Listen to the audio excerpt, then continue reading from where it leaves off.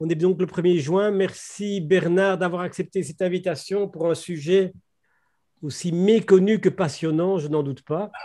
Et comme on a discuté juste avant le début de ce Zoom, je pense que ce serait intéressant que tu expliques un petit peu dans ce parcours PNL et comment tu es arrivé à ces états dissociés.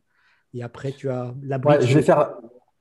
je vais faire un peu l'historique. Parce que, en plus, on est donc 1er juin 2021. Et en fait, je dirais le premier acte de la thérapie des états dissociés, quelque part, même si on n'avait pas de nom à l'époque, c'était en mai 1991. Donc, ça fait 30 ans. Waouh! Ça fait 30 ans. Alors, en fait, comment ça a commencé cette histoire-là?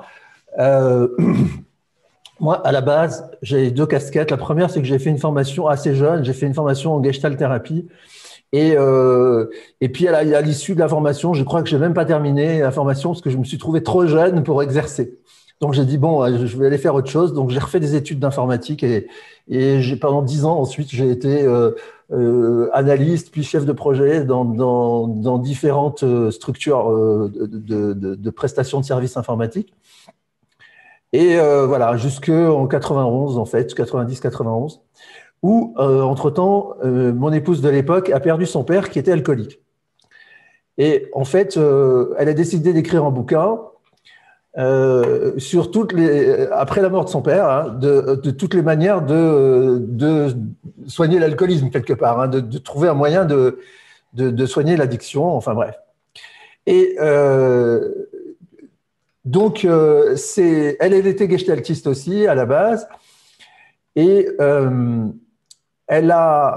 c'est comme ça qu'elle a rencontré le troisième larron de la création de notre structure, quelque part. C'est Michel Facon, qu'elle a rencontré parce que c'est un jeune praticien en PNL. Hein, il était en cours de formation en PNL à l'époque. Et il travaillait dans un centre de cure, donc le centre Alpha à Royan, qui existe toujours d'ailleurs. Et donc, de manière, à l'époque, on pouvait se permettre pas mal de choses. De manière complètement sauvage, il appliquait la PNL aux alcooliques. Et c'était ceux qui ont vécu cette époque au niveau PNL se rappelleront peut-être qu'il existait à l'époque 3 bouquins de PNL en français. Le Josiane de Saint-Paul, Derrière la magie, le Bandler, Les secrets de la communication, et le deuxième Bandler qui était Un cerveau pour changer. Voilà, donc il fallait se débrouiller avec ça. Et donc Michel se formait en PNL.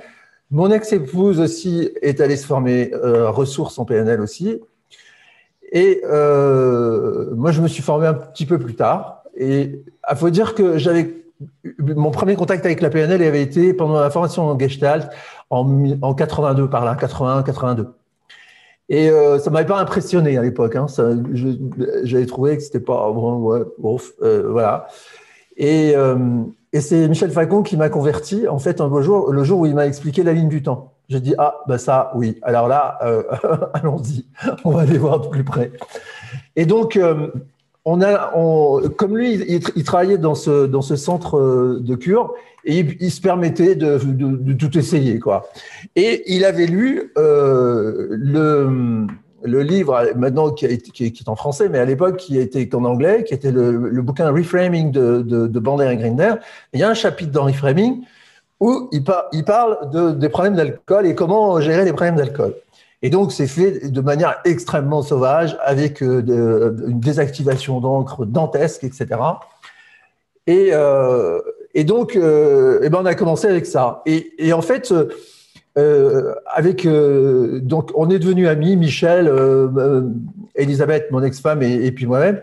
Voilà, on a pendant les 4 années suivantes, on a passé notre temps à ça. C'est-à-dire que chaque fois qu'on se voyait, on se faisait des discussions à n'en plus finir. Et comment on va combiner ça, etc. Et il s'est trouvé qu'on avait un attelage qui était quand même assez intéressant. Michel, c'était vraiment l'expérimentateur sauvage, quoi. Hein, je veux dire, il était prêt à tout essayer dans n'importe quelle condition. Il n'y avait aucune limite. Et surtout, il avait un public qui s'y prêtait, puisque bon, comme il dit, bon, tout ce qu'on fait avec des alcooliques, c'est qu'on les a en cure. Et en fait, tout ce qu'on est en train de faire, c'est d'essayer de les convaincre d'arrêter de boire. Donc, il y a de la marge pour pouvoir faire autre chose. Elisabeth, c'était une littéraire, donc elle avait la possibilité de conceptualiser et d'écrire les choses de façon intelligible, hein, parce que Michel, c'était pas intelligible ce qu'il écrivait. Hein, il pouvait démontrer beaucoup de choses, mais voilà, c'était pas intelligible.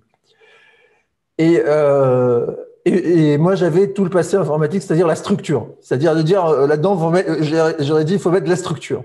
Et donc, on va mettre de la structure. Et voilà, ça a commencé comme ça. Et un beau jour, voilà, ça c'est la première étape. La deuxième étape, c'est, je sais pas, peut-être 93, un truc comme ça, ou 92 peut-être. Et Michel disait, ouais, voilà, j'ai commencé à avoir des résultats, c'est sympa, etc. Donc, j'ancre l'état alcoolique, j'ancre l'état sobre, je désactive, machin, ils passent par toutes les couleurs de l'arc-en-ciel, ils font des transes profondes complètement quasi somnambuliques, etc. Mais au final, ça donne des résultats. Alors, bon, ben, on a dit, OK, et un beau jour, moi, je pose la question, je lui dis, mais je dis, les gens que tu prends dans ton centre, combien d'heures tu travailles avec eux pendant combien d'heures? Je me rappelle plus ce qu'il m'a dit le nombre d'heures. J'ai dit, mais si au lieu de faire ça de manière fractionnée comme tu fais dans ton centre, si on concentre tout ça, qu'est-ce qui se passerait? Est-ce qu'on teste si on fait ça de manière intensive pendant 5 jours?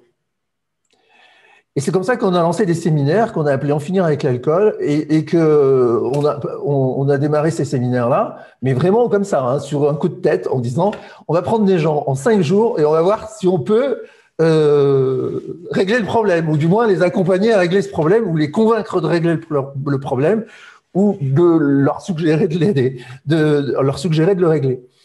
Et donc en fait, on a commencé ces séminaires-là. Et donc au début, je peux vous dire que c'était un peu space parce qu'on savait pas trop où on allait. Mais finalement, ça a fonctionné. Et à partir de là, eh ben, on a développé toute une pratique, on va dire, à la base, hein, avant qu'il y ait la moindre réflexion. On a développé toute une pratique qui s'est avérée assez performante. Et alors, évidemment, ça marchait pas avec tout le monde. Après, on a su quels étaient les prérequis. Bon, je reviendrai un peu plus tard. Il y avait tout un tas de conditions. Mais en tout cas, il y a eu des résultats bluffants et spectaculaires. Mais c'était quand même assez rock'n'roll et assez sportif. Voilà un peu pour une introduction rapide de comment les choses se sont passées. Ensuite, bon, on a créé un organisme de formation, la Tempérance, en, je crois, janvier 92. Et voilà, et c'est au sein de cet organisme qu'on a monté des formations sur l'alcool, mais aussi sur la PNL et l'hypnose depuis. Enfin, on a fait tout un tas de choses, de la psychopatho, enfin, de toutes sortes de formations. Et ce qui nous a servi aussi de véhicule pour faire toutes les recherches qu'on a pu faire, toutes les expérimentations, etc. Et alors, il s'avérait qu'on est vraiment parti de pas grand-chose. Et en fait, tout ça, ça s'est construit sur l'interaction avec les participants au séminaire. C'est-à-dire que voilà, on se retrouvait des fois dans des trucs qui coinçaient, dit qu'est-ce qu'on va faire, etc., etc. On fait tel truc, on fait tel. Tous les soirs, on passait toute notre soirée à discuter de ce qu'on allait faire le lendemain avec les gens, quoi. Donc, pour régler tel problème, tel problème, tel problème. Et ça a été une période assez riche. Alors, ça a duré comme ça 4-5 ans. Michel était un caractère un peu fort, et donc ça a clashé entre nous. Et en fait, il est allé, on s'est séparés, on a pu travailler ensemble, et il est parti travailler en Amérique du Sud. Enfin, il a essayé de diffuser son savoir-faire en Amérique du Sud. Il a été commencé par la Guyane, et puis après, il est allé au Pérou, au Chili. Enfin bref, il a fait tout un parcours en Amérique du Sud. Un peu au Canada aussi, il me semble, mais je ne saurais pas dire. Et avec Elisabeth, donc on a continué jusqu'à son décès en 2012 à elle. Hein, donc on a continué à animer ces séminaires à raison de, pas tout à fait, mais pratiquement, on faisait pas un séminaire par mois, mais 10 par an, quoi. On va dire ça comme ça. On faisait à peu près 10 séminaires par an. Alors, et tout ça, ça nous a, on a développé tout un tas de trucs, on ne sait pas trop comment.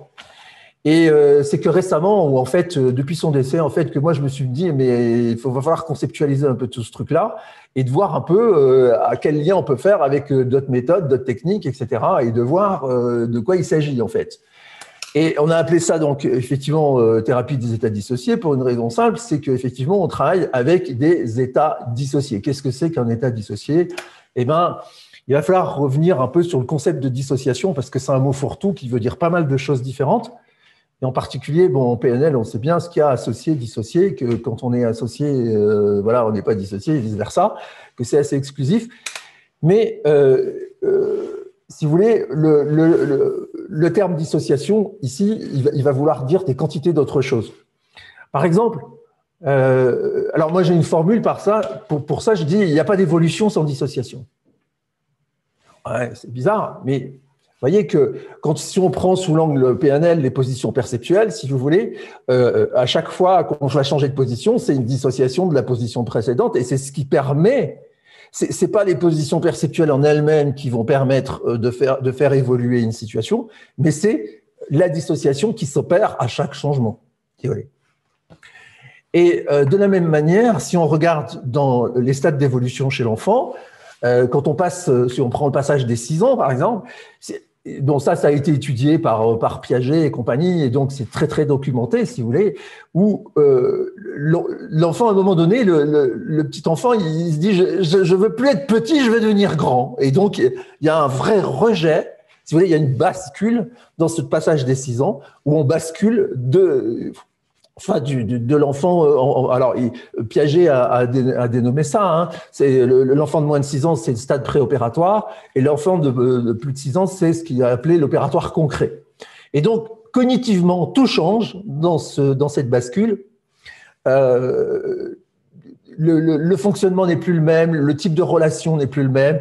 L'égocentrisme, c'est-à-dire qu'on a moins de 6 ans, c'est l'égocentrisme qui domine.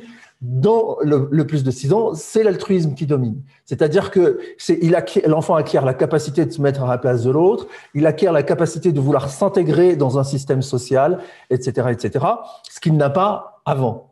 Donc, il y a tout un changement cognitif super important. Et en fait, et ça, c'est la dissociation qui est à la base de ce changement. Alors, jusque-là, tout va bien, jusqu'à 12 ans, où on arrive à l'adolescence. Et l'adolescence, c'est quoi? C'est quelque part, là, il y a à nouveau une dissociation à l'adolescence qui consiste à se séparer de cet enfant sage, etc., qui obéit à ses parents, etc., pour devenir quelque chose d'autonome. Et système classique de toute évolution-involution, si on élimine le stade auquel on est, on le rejette, on tombe à celui d'en dessous. Donc on a un adolescent qui, lui, va commencer à se bagarrer entre son stade préopératoire et son stade opératoire concret pour arriver à intégrer tout ça dans ce qu'on va appeler l'opératoire formel. Hein, c'est ce que Piaget appelle comme ça. Et vous voyez que alors, tous ces différents passages, je schématise, hein, parce que chez Piaget, il y a des sous-catégories, hein, j'essaye d'aller vite. Et vous voyez que toutes ces différentes étapes, elles reposent, en tout cas à partir de l'adolescence, chaque fois qu'il y aura dissociation, ça repose sur 2 phénomènes. Un phénomène de se séparer d'eux, c'est la dissociation en soi, mais après, un phénomène de réassociation, c'est-à-dire qu'il faut quand même, on acquiert quelque chose de nouveau en se séparant de l'ancien, mais à un moment donné, il faut réintégrer l'ancien dans le nouveau. Et si on ne fait pas ça, évidemment, il reste un trou et il va rester un manque dans le fonctionnement quotidien. D'où ce qu'on va appeler, on peut appeler ça des bascules ou des identifications, hein. C'est-à-dire qu'à un moment donné, c'est-à-dire que la partie de la personnalité qui a été rejetée, eh bien, elle va se manifester de manière brutale et violente, et on va avoir subitement quelqu'un où on n'a plus la même personne devant soi, quoi. Alors, évidemment, tout ce schéma de fonctionnement dissociatif, si vous voulez, chez la plupart des gens, ça se passe pas trop mal. Hein, il y a quelquefois des choses qui vont pas bien, mais ça se passe pas trop mal.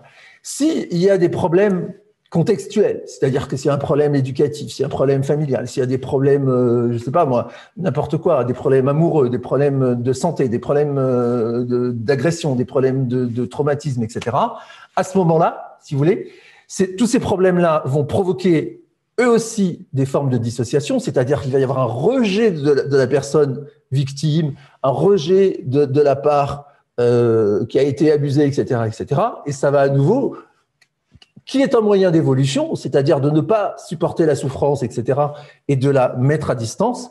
Et ça va aussi créer des formes de dissociation qui, elles, ne sont plus, je dirais, évolutives, mais qui sont dues au contexte. Alors, vous voyez que quand les deux se mélangent, l'évolution chez les enfants et des problèmes de trauma, etc., vous voyez qu'il y a un gros méli-mélo entre les dissociations naturelles, quelque part, et celles qui sont provoquées par le contexte. Et donc, d'où… alors, évidemment, le problème qui se passe, c'est que quand on rejette une part de soi-même ou une part de sa vie, etc., on se coupe aussi, en même temps, des ressources et des valeurs et de tout ce qui y était associé. Et c'est ce qui va faire la grande difficulté de vouloir fonctionner avec une partie de soi et en ayant exclu les autres, celle qui était peut-être nocive, toxique dans certains contextes, parce qu'il va manquer une énergie. Et cette énergie-là, à un moment donné, elle devient indispensable et il va falloir s'y reconnecter. Et si on prend par exemple les gens, si on prend des gens qui sont alcooliques par exemple, on n'a pas fait de recherche et d'études spécifiques sur ça, mais ce que je veux dire, c'est que très souvent, la part alcoolique, c'est-à-dire le personnage alcoolique, je les appelle personnages, on verra qu'on peut les appeler partie ou sous-personnalité, peu importe, mais le personnage alcoolique, en général, c'est l'enfant de moins de 6 ans. Celui qui veut être sobre, c'est celui de 6 à 12. Et vous voyez que vous avez quelqu'un qui se retrouve dans une bascule entre désalcoolisation, c'est-à-dire il régresse comportementalement et cognitivement à des schémas complètement enfantins. Pourquoi? Parce que c'est là qu'est l'énergie vitale. C'est dans ces schémas enfantins que se trouve je dirais l'énergie vitale, le désir de vivre, etc. Ce qui va se retrouver dans la personnalité qui veut absolument être sobre pour se conformer à ce qu'on attend de lui, etc., c'est une forme de rigidité, mais sans beaucoup de moyens, vous voyez, relativement pas défaillante ou déficiente, mais qui ne détient pas tous les moyens possibles à sa disposition, et surtout à qui il manque l'énergie vitale. Et donc, vous allez avoir des gens qui vont se batailler pendant des années, des décennies parfois, entre ces deux tendances. Et on retrouve exactement le même schéma dans les schémas de type boulimique anorexique, où la version boulimique, c'est l'énergie vitale, le petit enfant, etc. L'anorexique, c'est la personne plus âgée qui essaye de contrôler les opérations et qui, manifestement, n'y arrive pas. Et cette séparation va entraîner des espèces de crises et de bascules successives dans la vie, avec quelques épisodes où il y a une forme d'équilibre qui s'instaure, mais qui sont toujours mis en défaut parce qu'il y a des ressources qui sont manquantes, et ces ressources-là, elles sont localisées très précisément dans comment dire, alors je ne sais pas comment dire le mot, je vais employer le mot qui est utilisé par Kurt Lewin, qui est un psychologue. Je sais pas enfin en tout cas si vous connaissez pas, intéressez-vous à Kurt Lewin parce que c'est vraiment une sommité. C'est un psychologue allemand de l'avant-guerre, enfin qui a quitté l'Allemagne à cause du nazisme, qui s'est installé aux États-Unis. C'est le père de la psychologie sociale. Mais avant de se lancer dans la psychologie sociale, il a écrit 2 bouquins.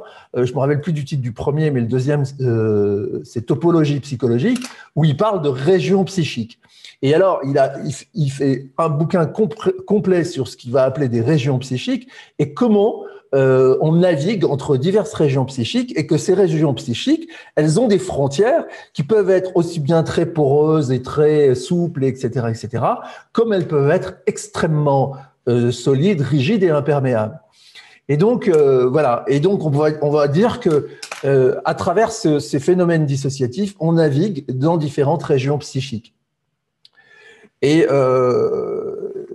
alors, ce qu'il faut bien comprendre dans tout ça, c'est que ce phénomène de dissociation, il est présent chez chacun.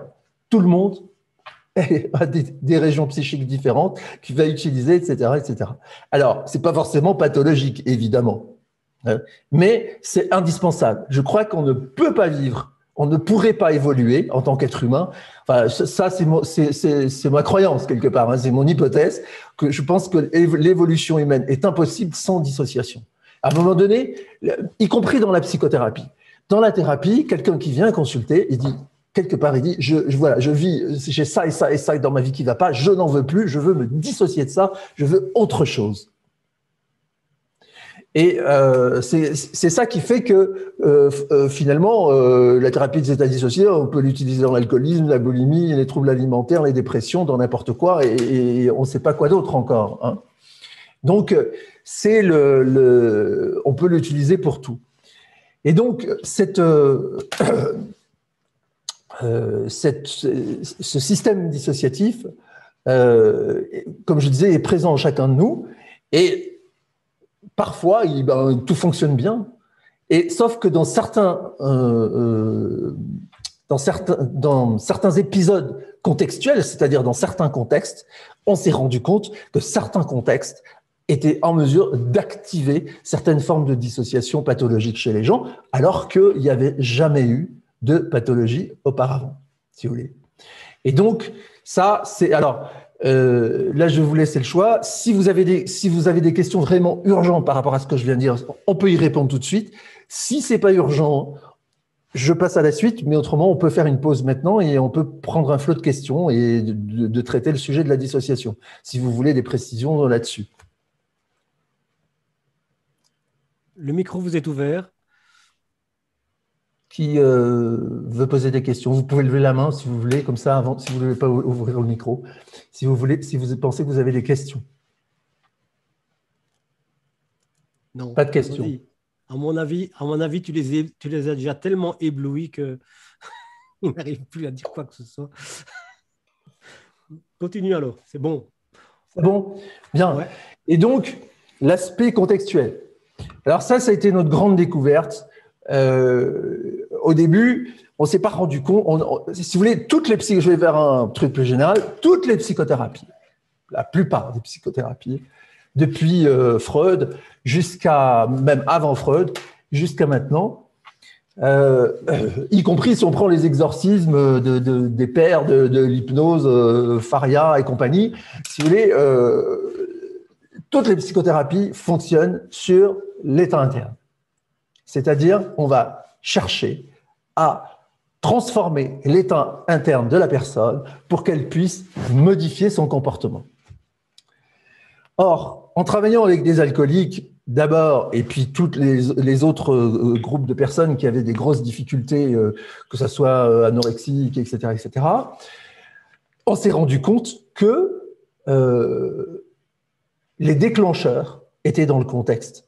C'est-à-dire, c'est le contexte qui déclenche les comportements, qui déclenche les bascules entre les différents personnages ou sous-personnalités, et que ce sont ces éléments contextuels qui font que les gens vont aller en cure, ça va aller très très bien pour un alcoolique, il va arrêter de boire, il est très content, il rentre chez lui, tout va bien, etc. Et il retombe dans le contexte de départ, et le contexte de départ va le remettre directement dans son problème d'alcoolisation. Et c'est la force du contexte, si vous voulez. Et alors, moi, j'en ai tiré un slogan depuis, c'est que j'enseigne ça, je dirais, quand j'ai des gens qui viennent en formation, mais vraiment même pour formation de base, je leur dis, le contexte a toujours raison.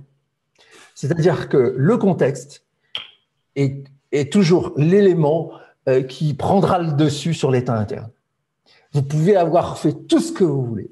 Vous pouvez pratiquer, à moins d'être le Dalai Lama et encore, vous ne pouvez pas vous abstraire du contexte. Le contexte, c'est l'élément principal qui dirige nos vies. à notre insu, la plupart du temps, mais qui dirigent nos vies. C'est facile à comprendre. Regardez, en tant qu'individu, de quoi sommes-nous le produit? Nous sommes le produit génétique, c'est-à-dire qu'on arrive avec une génétique. Cette génétique, elle dépend des contextes passés, si je puis dire, c'est-à-dire des mélanges de populations qu'il y a eu, etc., etc., etc. Donc des guerres, de tout ce qu'on veut, enfin bref, et ça a produit un être génétique qui vient au monde, ok, qui a une vie intra-utérine. Cette vie intra-utérine, elle dépend de quoi? Du contexte d'existence de la maman. Okay. Quand on vient au monde, toute notre éducation, les rencontres de gens qu'on va rencontrer, les apprentissages qu'on va faire, ils sont tous dépendants du contexte. Donc, si vous voulez, notre identité se construit contextuellement.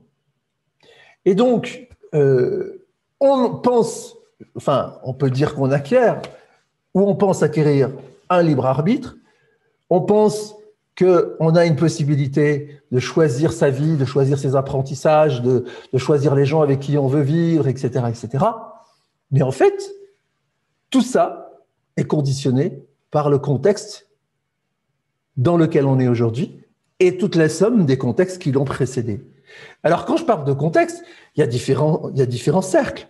Vous avez votre contexte personnel, vos envies, ce qu'il y a chez vous, je ne sais pas moi, les bouquins qui sont dans votre bibliothèque, les tableaux qu'il y a au mur, le mobilier que vous avez choisi, votre lieu d'existence, etc.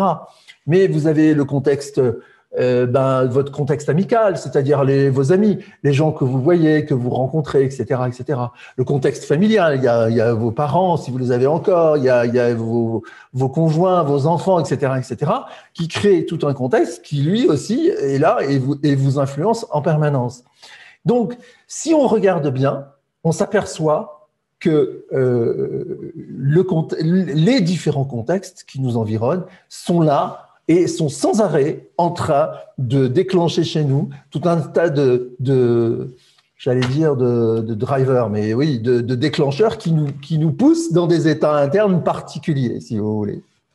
Et quelque part, comme notre essence en tant qu'être humain est le résultat de ces contextes, c'est-à-dire qu'on a été pas engendré ni créé par... Enfin, si, on a été engendré et créé par les contextes dans lesquels on est apparu, mais aussi éduqué et aussi conditionné. Et donc, en fait, on s'aperçoit que dans cette histoire de thérapie, les états internes, de travailler sur la possibilité de modifier les états internes de la personne, effectivement, c'est indispensable. Mais dès l'instant où cette modification va rentrer pas forcément en opposition, mais en conflit ou en résonance avec les contextes de vie de la personne, ce sont les contextes qui gagneront.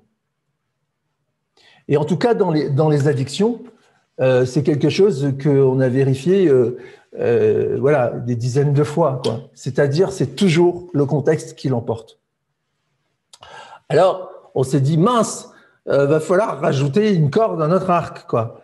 Parce que si on se contente de travailler sur les états internes, de faire tout un travail de réassociation, etc., par quelque moyen que ce soit, ça va, au bout d'un moment, ça fonctionne pas, quoi. Ou du moins, ça fonctionne un temps, et puis après, ça s'effondre. Et c'est à ce moment-là qu'on s'est dit, il n'y a que deux solutions par rapport à ça, c'est de dire aux gens, soit vous changez votre contexte, d'accord? Vous transformez le contexte, soit vous changez de contexte, c'est-à-dire vous prenez vos clics et vos claques et vous allez ailleurs. Par exemple, alors pour moi l'exemple le plus typique de ça, c'est les gens qui sont en souffrance professionnelle, qui arrivent au burn-out, voyez, qui sont dans un contexte professionnel complètement délétère et qui arrivent au burn-out. Et à un moment donné, on dit, j'ai besoin ok, on va faire tout ce qu'on va pouvoir faire en termes de thérapie, de psychothérapie, de tout ce qu'on voudra, de relaxation, de gestion du stress, de pleine conscience, de tout ce qu'on veut. Il suffit simplement de prendre la personne et de la remettre dans son contexte professionnel pourri pour que tout ça s'efface en quelques semaines, voire quelques mois.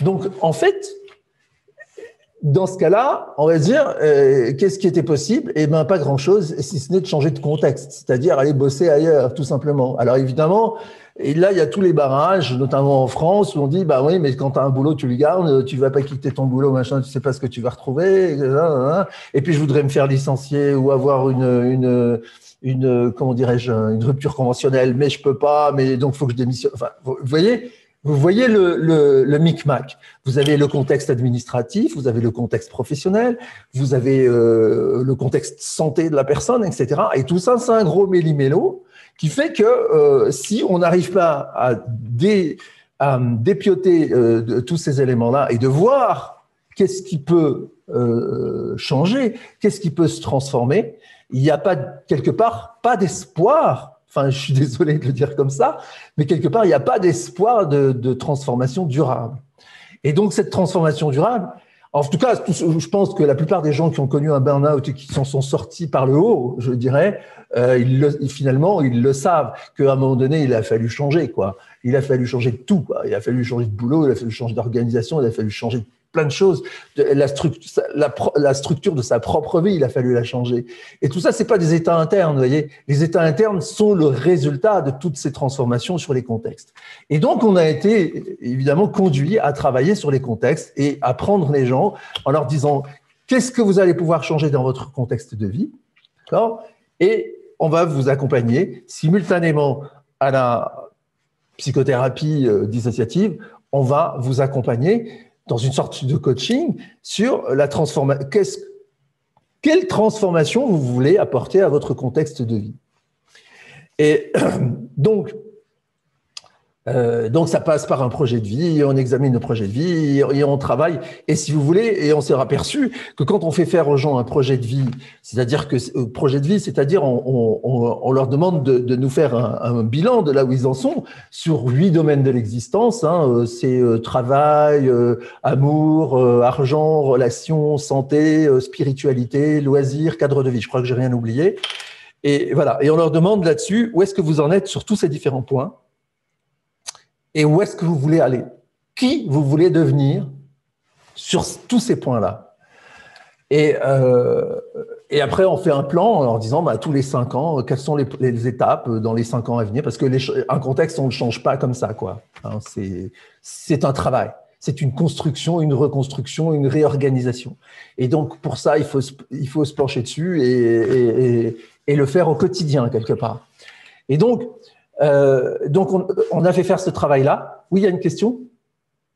Tu as levé la main? Non? Oui. Quand tu dis changer le contexte, c'est pas la personne qui influence sur son contexte et qui le fait changer, c'est vraiment le contexte qui doit complètement être remplacé par une ambiance de travail totalement différente. Oui, Donc, dans ce cas-là, oui. On part pas du principe qu'en tant qu'être humain, on est un pouvoir de modifier notre environnement. Tu as des environnements que tu ne peux pas modifier. Okay. Et ça, je voulais y venir après. C'est ce que j'appelle les contextes inamovibles. Covid-19, contexte inamovible. Peut faire ce que vous voulez,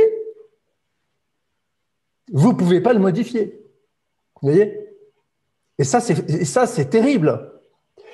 Je sais pas moi, si vous avez un enfant handicapé dans la famille, c'est un contexte inamovible, quoi. C'est-à-dire que vous pouvez pas le modifier. Si vous avez, vous voyez, il y a des contextes qui sont inamovibles. Si vous travaillez dans une grande administration, c'est un contexte quasi inamovible. Ou alors la transformation, elle est loin dans le temps, quoi. C'est-à-dire que vous avez le temps d'être à la retraite ou d'être mort avant que ça soit transformé. Vous voyez? Parce qu'en fait, les contextes ne sont pas statiques, ils évoluent, mais ils évoluent à leur rythme, quoi, qui n'a rien à voir avec le rythme de l'être humain et ce que nous, on voudrait pour nous, quoi. Vous voyez? Ok. Moi, oui. En parlant du Covid, je me dis que c'est la perception que j'en ai du Covid qui va me permettre de le vivre différemment. C'est plus la perception que j'en ai. On a tous le même Covid, mais c'est une perception différente qui vont nous permettre de vivre. Donc, comment le contexte à ce moment-là va m'influencer? Voilà. Alors, c'est ça. Alors, d'une part, il y a quand même un invariant dans le Covid, c'est-à-dire le Covid est là. D'accord? Quoi qu'on fasse, il est là. Alors, à moins de mettre en doute, c'est possible, hein, on peut mettre en doute l'existence du Covid, que tout ça, ça a été une fabrication, etc., etc. Hein, pourquoi pas, on peut aller là-dedans. Mais en restant dans quelque chose de plus partagé, si je puis dire, de réalité plus partagée, le Covid est là. Donc, le Covid, il a des actions sur nous auxquelles on ne peut pas échapper. On doit porter un masque, etc. Les barrières, on peut pas aller au restaurant, on peut pas. Enfin, voilà, je veux dire, il y a tout. Enfin, en tout cas, on est en train d'en sortir, semble-t-il. Mais il y a eu tout un tas de phénomènes auxquels on ne peut rien, si ce n'est se mettre hors la loi, se mettre à l'écart et aller créer sa micro-société ailleurs, si vous voulez. Ce qui revient à créer un autre contexte, hein, mais à mon avis qui est pas durable, parce que bon, l'État s'en rend compte et à un moment donné, il vient mettre fin à ça. Alors, tu as parlé de perception. Alors effectivement, c'est ce à quoi je veux en venir à la fin, c'est l'interface quelle est l'interface entre la personne et les différents contextes. Parce que vous avez des gens, il y a des choses, ça les touche pas. Vous, ça vous touche, ça vous est insupportable. Et il y a des gens à côté, ça les touche pas. Ils sont pas du tout influencés par ça. Et donc, c'est qu'il y a quelque chose entre les deux. Il y a une interface entre l'individu que nous sommes, nos états internes et les contextes. Et ça, c'est intéressant. Et effectivement, ça, c'est la dernière étape qu'on a franchie, je dirais qu'on a franchi, je ne sais plus quand, mais en tout cas, moi, dont j'ai pris une conscience aiguë, je peux même dire pratiquement le jour et l'heure, peut-être pas, je visualise le jour et l'heure où j'ai compris ça, mais je ne sais plus quel jour c'était, mais c'était entre Noël et jour de l'an 2012, quoi. Ça, c'est sûr. Et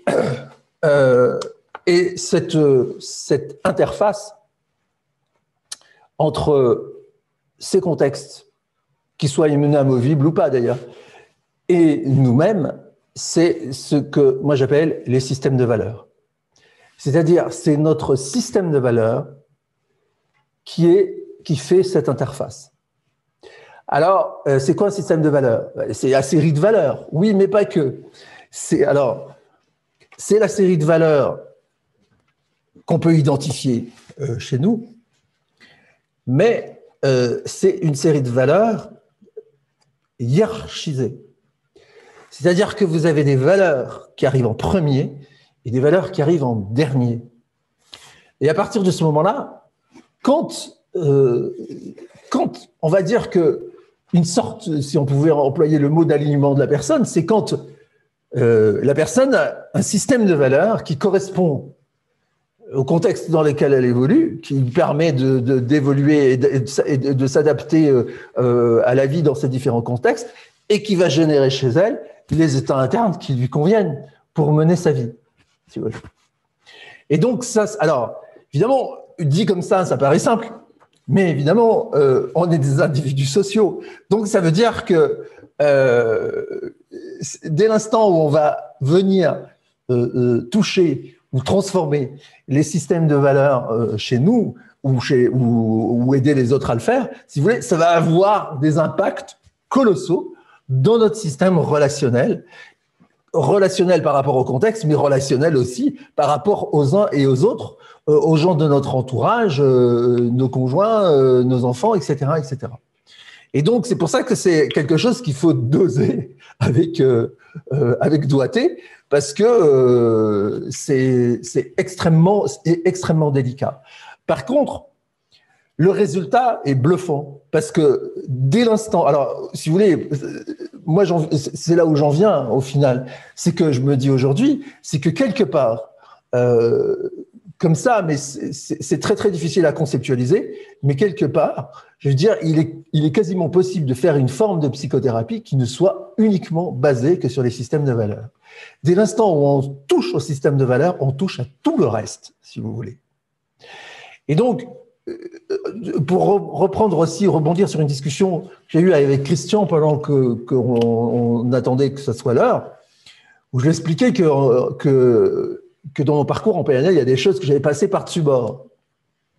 Alors, dès l'instant où j'ai compris que l'important, c'était les systèmes de valeurs, le système de valeurs, on s'aperçoit que ça prime sur, comme ça, hein, vite dit, ça prime sur le système de croyance, ça prime sur les métaprogrammes, ça prime, je ne sais plus trop sur quoi d'autre, les niveaux logiques, ça prime sur tout le reste. C'est-à-dire que dès l'instant où on est en mesure d'accompagner une personne à élaborer son système de croyance, son système de valeurs, de hiérarchiser ses valeurs et d'avoir un système de valeurs qui la satisfait, si vous voulez, à partir de ce moment-là, tout le reste devient sans aucune importance. Le système de croyance dérive du système de valeurs. Les métaprogrammes, ça dérive du système de valeurs, etc., etc., etc. Et en PNL, comme ça, il y a plein de choses, enfin, en tout cas, moi, aujourd'hui, dont je me passe allègrement parce que c'est plus utile, quoi, si vous voulez. Ça, dès l'instant où on travaille sur les valeurs, il n'y a plus il n'y a plus d'utilité à faire quoi que ce soit d'autre. Je vous laisse méditer le sujet. Mais le système de valeurs, c'est l'interface vraiment entre les contextes. C'est ça qu'il y a à retenir, c'est que c'est l'interface entre les contextes et les états internes. Et effectivement, après l'état interne, les états internes, c'est ce qui va, comment dirais-je, mouvoir nos comportements. Hein. Ça, on est bien d'accord là-dessus. Ça change pas. Et d'ailleurs, là-dessus aussi, Kurt Lewin, je reviens sur Kurt Lewin, parce que ce type-là, il a écrit un truc qui s'appelle l'équation de Kurt Lewin. Enfin, c'est une équation mathématique, mais c'est un truc. Il dit, le comportement est une fonction de l'environnement et de l'état interne. C'est-à-dire que il a théorisé ça en 1930, quoi, enfin, ou 35, je sais plus la date. Et il donne un exemple extraordinaire que je trouve extraordinaire. C'est après la crise de 29 parce que l'exemple c'est dans les années 30. Et il cite le cas d'une femme qui travaille dans une filature, qui est sur un métier à tisser, qui gère un métier à tisser et qui a appris la veille au soir que son mari venait de perdre son travail. Donc, c'est la crise de 29 aux États-Unis. Et donc, ils ont un enfant et elle est très soucieuse parce qu'elle n'est pas sûre qu'ils vont avoir assez d'argent pour pouvoir nourrir leur enfant, quoi. C'est-à-dire que tout le monde puisse manger à sa faim, etc., et avoir un toit, etc. Et cette femme est très, très préoccupée par ce sujet-là. Et donc, elle vient le lendemain matin, elle va à son travail, elle se retrouve sur son métier à tisser. Et évidemment, elle est connectée à son contexte familial. Et elle pense à cette difficulté-là. Et elle se dit, peut-être ce qu'il faudrait, c'est que j'envoie mon fils chez mes parents, que l'enfant aille à la campagne, chez ses grands-parents, et qu'il reste là-bas tant que la crise et tant que son mari n'a pas retrouvé de travail.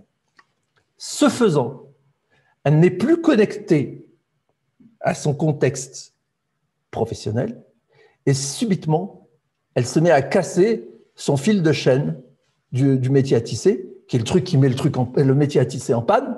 Il faut relancer le métier à tisser.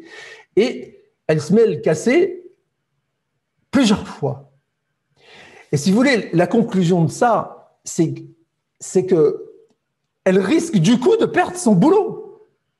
Vous imaginez bien que pendant la crise de 29, cette femme qui était sur un métier à tisser, qui fonctionnait très bien jusque-là, subitement, ça se met le métier à tisser se met à tomber en panne 3 fois dans la même matinée.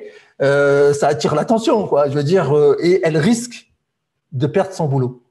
Et vous voyez comment, moi je trouvais cet exemple fascinant parce que Kurt Lewin nous montre que, ben voilà, je veux dire, son environnement, c'est-à-dire son environnement familial, est venu la contaminer dans son environnement professionnel, et ce qui fait que, piouf, son système de valeurs, c'est-à-dire valeur familiale supérieure à la valeur professionnelle, d'accord, fait que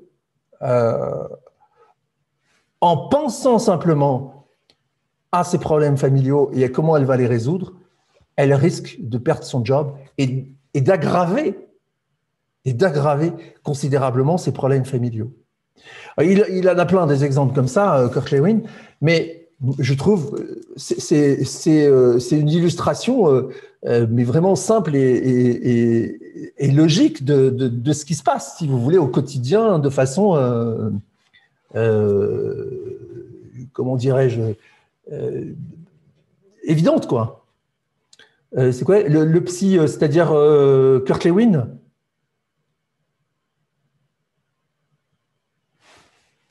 Oui, Lewin, c'est quoi? Ça s'écrit L-E-W-I-N, en fait? C'est ça, Kurt.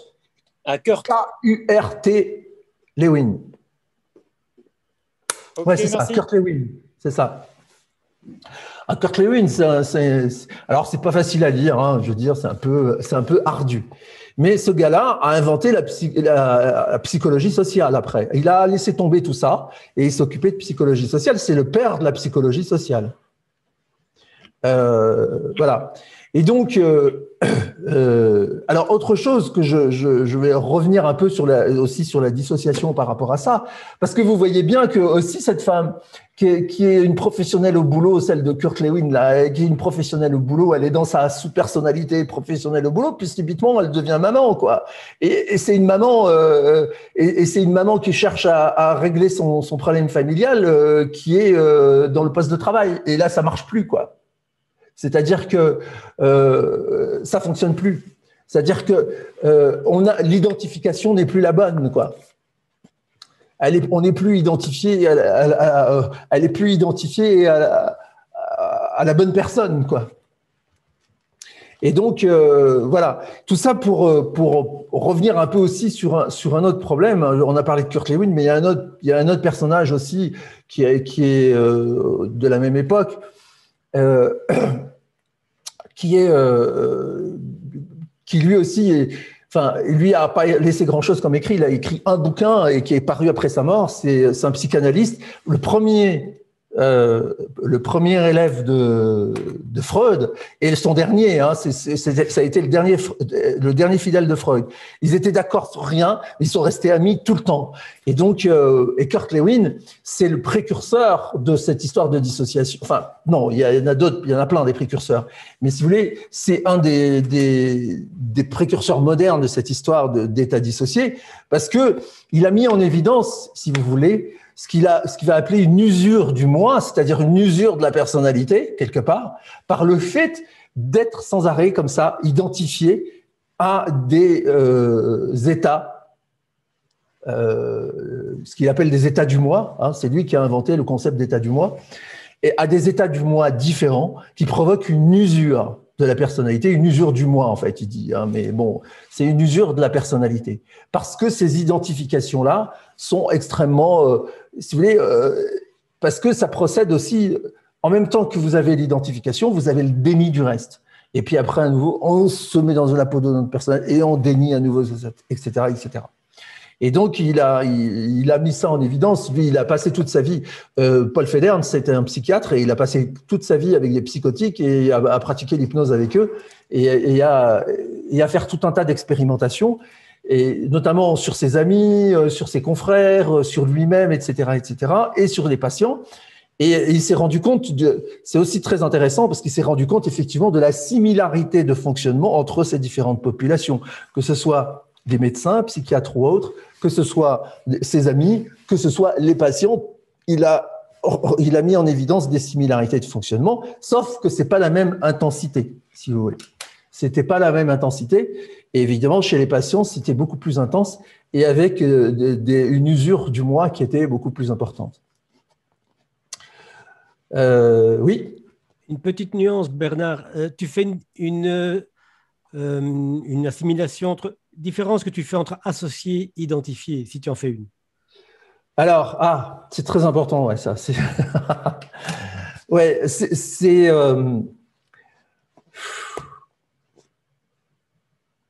on peut être associé sans être identifié, quoi. C'est-à-dire que l'identification, c'est la conviction profonde d'être ce à quoi on est associé, quoi. Je dirais ça comme ça. Et l'identification… Alors, ouais, mais c'est… alors, et bizarrement, on peut être identifié alors, on peut être identifié à un personnage tout en n'étant pas associé sous l'angle PNL, c'est-à-dire tout en le voyant de l'extérieur. OK ? On n'est pas nécessairement associé sous l'angle PNL dans le personnage auquel on est identifié. C'est deux, si vous voulez, ces deux, on va dire, fonctions psychiques qui peuvent se recouvrir simultanément, mais qui peuvent aussi être aussi dissociées elles-mêmes. Mais l'identification, si vous voulez, c'est… alors ça, par exemple en hypnose, c'est les deux grands problèmes de l'hypnose. C'est-à-dire que les deux grands problèmes de l'hypnose, et que très peu d'hypnotiseurs sont au courant de ça, c'est la réification et l'identification. C'est-à-dire que et vous avez des thérapies dissociatives qui fonctionnent sur l'identification. Par exemple, la Gestalt thérapie fonctionne sur l'identification. C'est-à-dire qu'en Gestalt, si vous vous associez à un personnage qui dit bah, j'ai un conflit avec ma mère, on te dit bah, va sur la chaise là-bas, tu prends la place de ta mère et qu'est-ce qu'elle te répond, ta mère, d'accord ? C'est une identification. On s'associe, mais c'est une identification. On s'identifie à la mère. Puis après, on prend un autre personnage, etc. Vous avez des quantités de psychothérapie qui fonctionnent de cette manière-là. Vous prenez par exemple qu'on appelle, je l'ai en anglais, mais en français, voice dialogue, c'est le dialogue intérieur, je crois, ouais, dialogue intérieur, qui est aussi une thérapie dissociative très élégante, hein, je veux dire, c'est formidable, mais ça repose sur l'identification. Et ça, si vous voulez, après avoir lu Paul Feder, on se dit oh punaise, les identifications, on va limiter quoi. On va pas. Et alors, dans le fonctionnement, je reviens là, dans le fonctionnement thérapeutique de la thérapie des états dissociés, dans tout ce qui concerne la dissociation, c'est-à-dire que dans la thérapie des états dissociés, on fait bien attention à ce qu'il y ait une désidentification. Par exemple, si on a quelqu'un d'alcoolique, on va lui dire « Ok, en vous, il y a un personnage alcoolique et il y a un personnage sobre. Maintenant, ce qu'on va vous demander, c'est le personnage alcoolique, où est-ce que vous le mettez, où est-ce que vous le voyez dans l'espace autour de vous ?» Ok ? Et la personne elle comprend ça très bien. Alors, si elle n'y arrive pas, on va l'aider, on va lui raconter une petite histoire et en prenant un souvenir, en lui disant, vous vous rappelez la dernière fois que vous avez bu une cuite, vous avez pris une cuite, etc. Ah oui, je vois bien c'était, etc. Est-ce que vous pouvez imaginer avoir été filmé à ce moment-là? Ah oui, et vous voyez où le film? Vous voyez où le personnage du film? Ah ben, je le vois là devant moi. Ok, d'accord, il est là. Voilà. Et on va faire la même chose avec la sous-personnalité sobre, que nous, on appelle personnage. Pourquoi? Pour leur donner une forme de reconnaissance. On verra après pourquoi. Mais donc, on les dissocie complètement, c'est-à-dire que et on les met dans l'espace. Et on s'aperçoit que, bien évidemment, on a une particularité qui va se manifester tout de suite, c'est que ils vont pas se mettre n'importe où, quoi. Alors, il y en a un qui va être là-bas, l'autre là, un derrière, etc. Et que on a une sous-modalité super importante qui est l'emplacement dans l'espace. Et on va énormément utiliser cette sous-modalité-là dans tout le travail parce que cette sous-modalité nous donne des indications. C'est comme de l'éthologie, si vous voulez. C'est comment les gens, parce qu'on va les considérer comme des personnes, on va les appeler des personnages, et on va dire comment ils se positionnent l'un par rapport à l'autre. S'il y en a un qui tourne le dos à l'autre, c'est pas la même chose que s'il le regarde en face, etc., etc. Donc, on va quasiment utiliser aussi tout le comportemental, si je puis dire, hein, c'est-à-dire toute la communication comportementale qu'il peut y avoir entre les trois protagonistes, c'est-à-dire la personne qui est là et ces personnages qui sont dissociés. Alors, ça, c'est le cas simple, si on peut dire, où on a une personne avec, si on prend un cas d'alcoolisation, on a le personnage alcoolique et le personnage sobre. Bon, après, ça peut se compliquer, il peut y en avoir d'autres qui apparaissent. Mais ce que je veux dire, c'est que dans le schéma le plus simple, la personne est complètement désidentifiée de ses personnages. On la désidentifie. Et ça, c'est un truc super important, quoi. Et c'est assez difficile à expliquer pourquoi et à comprendre pour les gens. Il y a beaucoup d'incompréhension par rapport à ça. Mais si vous voulez, il faut désidentifier au maximum par rapport aux personnages troublés, si vous voulez. Mais quelque part, si on prend un peu de recul par rapport à ça, ça paraît logique. Ça sert à rien de rester empaqueté dans un personnage qui a des comportements qui sont toxiques, quoi, pour soi ou pour les autres, si vous voulez. Donc, autant de le mettre à distance et entamer un dialogue avec lui, par contre. Donc, si vous voulez, en fait, quand on utilise le terme thérapie des états dissociés, c'est-à-dire que la thérapie, elle ne s'applique pas à la personne, elle s'applique à ses états dissociés. C'est-à-dire qu'on fait la thérapie des personnages. On ne fait pas la thérapie de la personne. Enfin bon, c'est un procédé. Mais on fait la thérapie des personnages. C'est les personnages et ça passe toujours par la personne qui est à la fois le témoin et le médiateur, qui est le média par lequel la communication s'établit. Alors, on peut faire ça de manière conversationnelle, hypnotique ou autre, hein, peu importe. Mais en tout cas, cette désidentification, c'est vraiment un point essentiel. Quand tu dis désidentification, c'est vraiment comme la dissociation, là, parce que tu as dissocié les deux personnages. Oui. Et là, on assimile désidentification avec dissociation? Oui, c'est-à-dire que là, ils sont dissociés, physiquement dissociés, mais la personne, on force la désidentification du fait de cette dissociation des personnages, mais aussi du fait qu'on va lui demander de prendre contact avec eux, comme si c'était des personnages différents de lui, et on va lui demander comment. À un moment donné, on lui dit comment ils s'appellent, ces personnages. Demande-leur comment ils s'appellent. C'est-à-dire qu'ils vont donner un nom. Parce que lui, il va dire ah, mais ça, c'est le gros, ça, c'est le moche, ça, c'est l'alcoolo. Non. Ça, c'est ce que toi, tu dis. Nous, ce qu'on veut, c'est comment lui, il s'appelle. Et à partir de ce moment-là, donc après, c'est un travail typiquement PNL après, si vous voulez. C'est-à-dire qu'avec les personnages, qu'est-ce qu'on va chercher? On va chercher leur intention positive, on va chercher quelles sont leurs qualités, on va chercher quels sont leurs systèmes de valeurs, parce qu'on va s'apercevoir évidemment qu'ils n'ont pas le même système de valeurs, évidemment, etc., etc. Et donc, et tout le travail, alors après, évidemment, je veux dire, c'est tout un travail, mais tout le travail, c'est de faire en sorte que chaque fois qu'il y a une interaction, c'est-à-dire que on interroge un personnage sur ses intentions positives. On va tout de suite s'assurer que l'autre personnage a bien entendu quelles étaient les intentions positives du premier, etc., etc., etc. Et donc, et vice versa. Alors, si vous voulez, alors là, on marche sur des œufs parce que, si vous voulez, il faut pas en favoriser un plutôt que l'autre. Il faut vraiment rester dans une espèce d'équanimité, de façon à ce que chacun ait la même attention, chaque personnage ait la même attention, qu'on l'interroge. S'il y en a un, on lui a demandé ses intentions positives, il faut demander les intentions positives de l'autre, etc., etc. Qu'il n'y ait pas de jalousie qui s'instaure entre les personnages. Parce que tout ça, c'est vivant, si vous voulez. C'est des schémas, c'est des schémas que nous avons en tant que personnes, mais qui sont incarnés dans des personnages qui sont dissociés de nous et desquels on cherche à s'y désidentifier, en tout cas dans un premier temps. C'est-à-dire, on s'en désidentifie jusqu'à… En fait, le travail, le principe était extrêmement simple. C'est-à-dire qu'on va leur demander à ces personnages-là de tout mettre sur la table. De leur être, c'est-à-dire, comme je vous l'ai dit, leurs intentions positives, leur qualité personnelle, c'est-à-dire ce qu'ils savent faire de plus que les autres, leur système de valeurs. Et après, on va leur demander à chacun, il dit donc, il n'y a pas un truc que l'autre, là, il sait faire ou qui t'intéresserait de savoir faire, toi? Et fatalement, oui, puisque ce n'est pas les mêmes. Donc, les qualités des ressources, elles sont…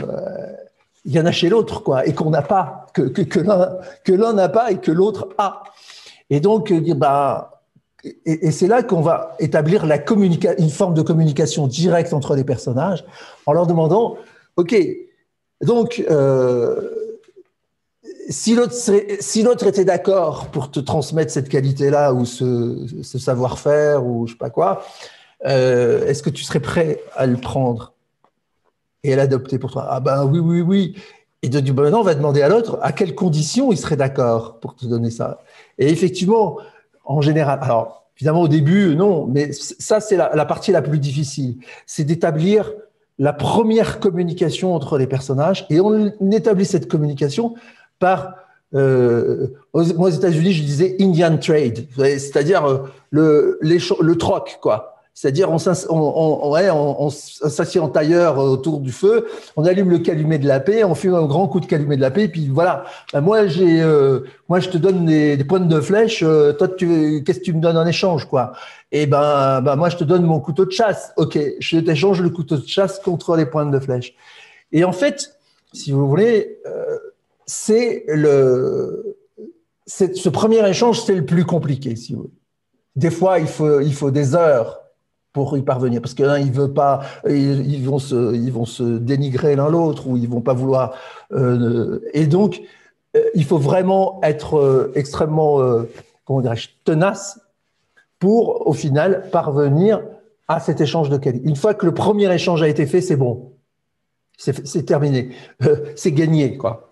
Même s'il va y avoir des problèmes, etc., c'est gagné. Parce que ça veut dire que le premier pas a été fait et on a échangé. Voyez. Il y a quelque chose, il y a un échange qui a été fait. Donc, ça veut dire qu'il y a un canal de communication qui s'est instauré entre les deux personnages. Dès l'instant où ce canal de communication s'est instauré, il peut se réinstaurer, il peut se développer. Et après, on s'aperçoit évidemment, on a le concept de plasticité cérébrale et de plasticité en général, qui fait que plus on va aller dans cet échange-là, plus ça va être facile. Et à la fin, ça se passe, je te donne ça, tu me donnes ça, tac, tac, tac, tac, et en avant, et en avant. Et alors, le résultat de tout ça, c'est quoi? C'est que le résultat de tout ça, à un moment donné, on a deux personnages devant nous qui sont indifférenciables. Ils sont devenus identiques. Ils ont les mêmes systèmes de valeurs, ils ont les mêmes qualités respectives, ils ont les mêmes ressources, et ils ont les mêmes intentions positives. Donc, ces deux clones ont fini le boulot quand on a deux clones devant nous. Et quand on a deux clones devant nous, si vous voulez, eh ben, il n'y a pas de raison à ce qu'ils restent séparés. Ils n'en font plus qu'un. Et donc, à ce moment-là, quand on a un personnage résultant qui est devant soi, si vous voulez, qui est devant la personne, eh ben, on le réintègre à l'intérieur de la personne. C'est-à-dire, ben voilà, celui-là, tu peux le prendre. Tu peux le laisser rentrer en toi et t'identifier si tu veux, parce qu'on a autre chose, si vous voulez. Mais ce qui est extrêmement important là-dedans, alors évidemment, il y a d'autres techniques pour faire ça. Au début, on faisait ça par ancrage, vous voyez, avec des activations d'encre. On arrivait à ancrer les états d'alcoolisation et à ancrer des états de sobriété. Et donc, et piaf, on faisait des collapses d'encre là-dessus. Je ne vous explique pas, c'était l'électrochoc, quoi, à la maison, quoi. Je veux dire...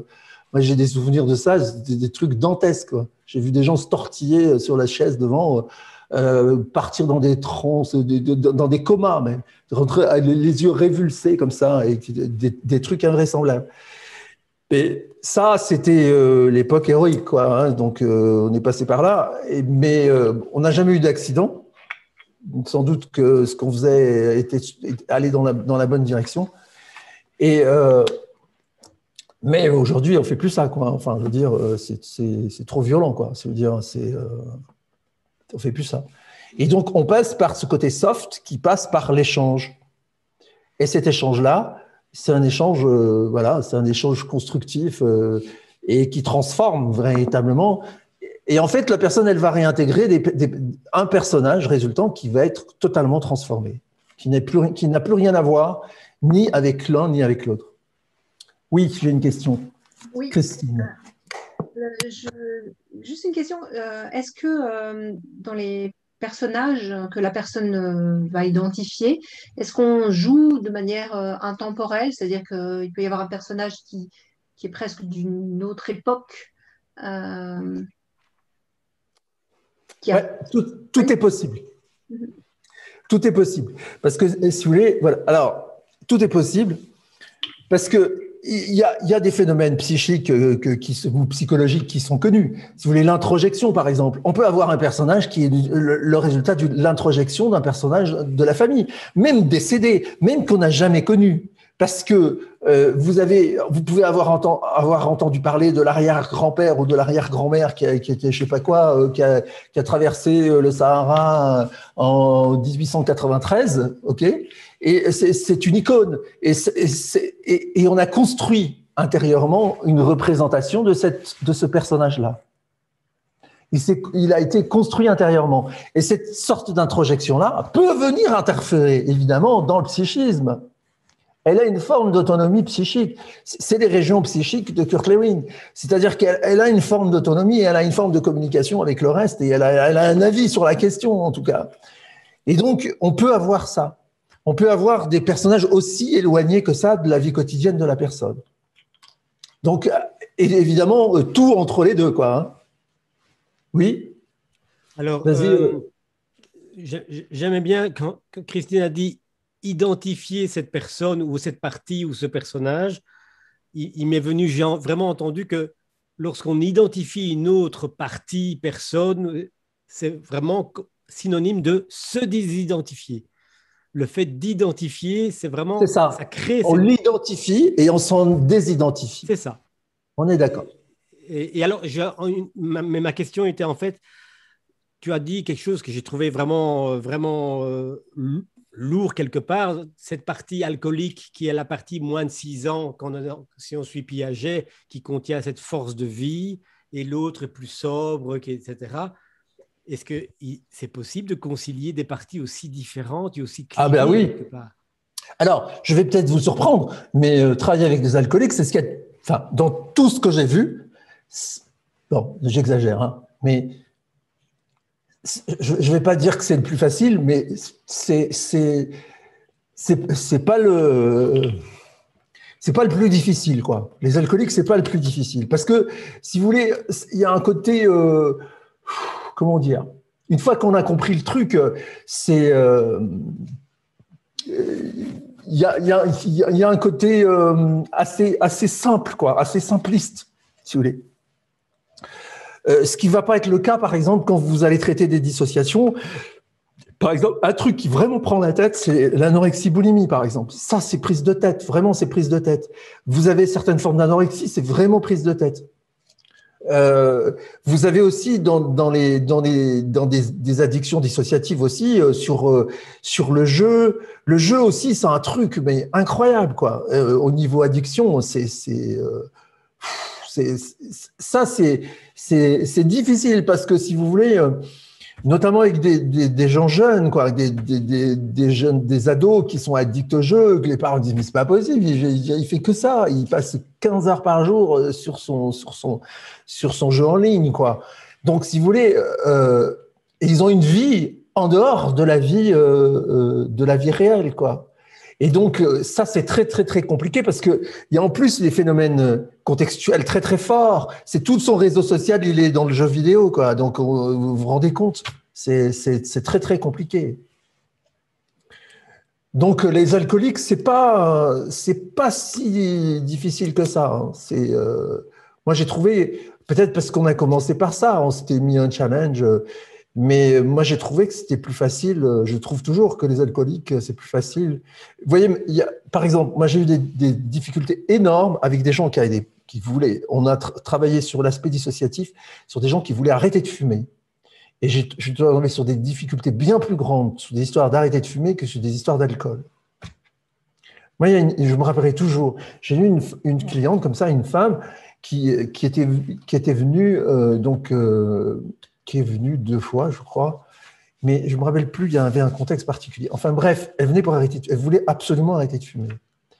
Et à un moment donné, donc on arrive, je veux dire, ça c'était et puis donc c'était dissociatif, hein, on avait la fumeuse, on en avait plusieurs en plus. Et donc arrivé à un moment, ça bloquait, puis je lui dis mais qu'est-ce qui se passe ? Elle me dit, mais parce que du coup, là, revient à l'esprit un truc, c'est que la dernière fois que j'ai arrêté de fumer vraiment, parce qu'elle avait déjà arrêté, elle dit, je me suis retrouvé sous antipsychotique. Alors là, j'ai dit, bon, ok. Je lui dis, t'es à combien là ? Elle me dit, je suis à 3-4 cigarettes par jour. Ben, je lui ai dit, continue à fumer. voyez, parce qu'à un moment donné, on peut arriver à des situations comme ça. C'est-à-dire que, je vais y répondre, c'est-à-dire que les addictions, si vous voulez, c'est un moyen aussi pour des gens qui ont des structures psychiques un peu défaillantes de se structurer. C'est-à-dire que vous avez des gens qui pourraient faire des décompensations psychotiques s'ils arrêtent de boire ou s'ils arrêtent de fumer ou s'ils arrêtent je ne sais pas quoi, ils vont faire des décompensations psychotiques. Parce que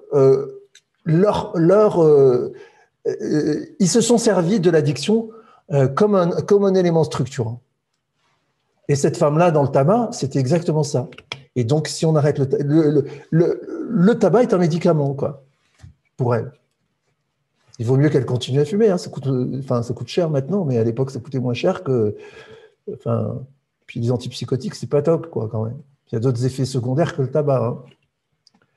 Ok, je réponds à la question de Chantal qui devait la main tout à l'heure.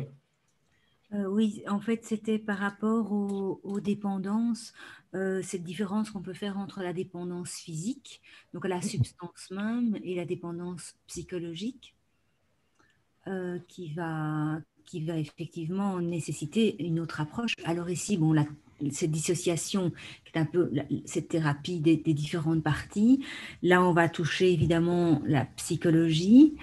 Je peux comprendre que voilà, si la dépendance physique n'est pas trop importante ou en tous les cas est gérable, ça peut aller. Mais si on a des dépendances importantes, je veux dire, Ok, oui, tout à fait. Ça, je n'ai pas précisé.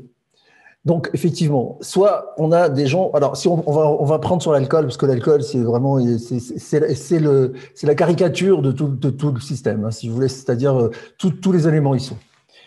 Dans les, si vous voulez, jusqu'à une certaine époque, je ne sais pas trop récemment s'ils en sont toujours à ce type de classification. Dans la consommation d'alcool, il y avait 3 stades. Il y avait le stade de buveur. Je veux dire, comment dirais-je, enfin, pas normal, mais sans dommage, quoi. Enfin, je veux dire, sans problème. Vous avez le consommateur, ce qu'ils ont appelé le consommateur nocif, c'est-à-dire les gens qui ont une consommation. Alors, à une autre époque, on appelait ça les buveurs excessifs.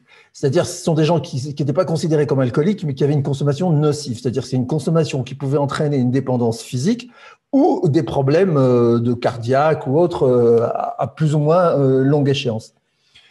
Et vous aviez des dépendants physiologiques. Alors, il est évident que si on a des consommateurs nocifs, alors, il y a soi-disant pas de dépendance physiologique, c'est sûr, mais par contre, il y a une dépendance psychologique. Ensuite, quand on a affaire à des gens qui ont une dépendance physique, il est évident qu'il faut qu'ils aillent faire un sevrage médicalisé, etc., et qu'il n'est pas question de travailler avec eux tant que ça, c'est pas fait. Donc, le critère pour ça, c'est assez simple, c'est de leur demander combien de temps ils peuvent rester sans boire. Ok ? S'ils ne peuvent pas rester sans boire plus de 24 heures, je veux dire, c'est bon, il faut aller faire un sevrage physiologique, quoi, hein, il faut aller faire un sevrage médicalisé. Et qu'ils aillent faire un sevrage médicalisé, une cure, une post-cure, et après, on les prend après. Parce que ce n'est pas parce qu'ils ont arrêté de boire pendant la cure et la post-cure que le problème est réglé. Ça, c'est en apparence, si vous voulez. C'est-à-dire, on a réussi à les sevrer. Donc, mais les structures à la fois psychologiques, mais aussi contextuelles, qui étaient en place pour déclencher tout ça, elles sont toujours là. Surtout qu'on va revenir dedans, ça va repartir pareil. Pour moi, c'est ce qui explique le taux de récidive extrêmement important qu'il y a avec les gens qui sont alcooliques, quoi, ou toutes les autres addictions, en fait, à produits en tout cas. Parce que, alors ça a changé, hein, parce que là, quand même, je veux dire, au niveau des centres d'addicto, etc., ils prennent aussi en compte cet aspect-là, mais ils le prennent en compte comme ils peuvent, quoi. C'est-à-dire qu'il y a très peu de gens qui ont été... enfin, en tout cas, moi, j'en connais pas beaucoup, peut-être une poignée en France, en tout cas, qui sont en mesure de gérer la partie dissociative au niveau addicto, quoi. Hein. Il y a un psychiatre à Rouen, je sais, qui est assez bon là-dessus, mais autrement, il doit y en avoir, ça doit être sur les doigts d'une main, quoi. Bernard, Alors, je comment sais tu fais pas, le lien, comment fais-tu le lien entre justement cette thérapie par les états dissociés et l'approche que je dirais des alcooliques anonymes où là on travaille sur l'identité. Vous êtes alcoolique et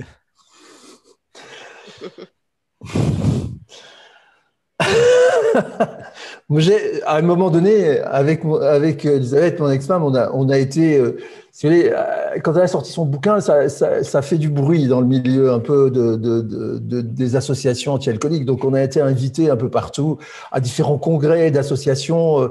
Alors, les alcooliques anonymes, non, ils invitent pas trop des gens d'extérieur, mais d'autres associations.